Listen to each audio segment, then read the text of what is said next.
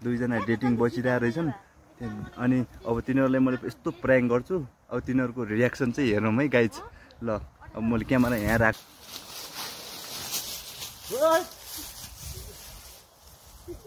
के हो तिमीहरूको तिमी कहाँ हिँडेकिन यहाँ किन को हो यो मान्छे को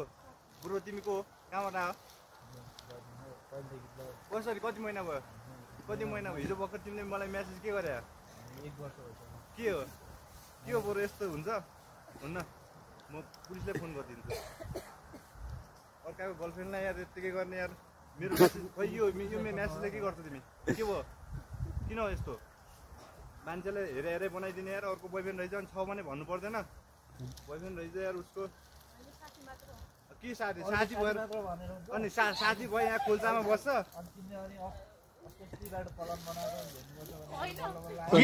के बोले भाइ के बोले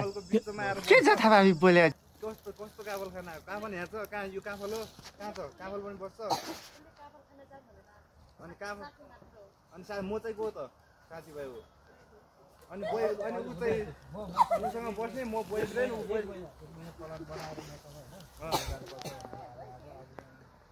एक महिनादेखि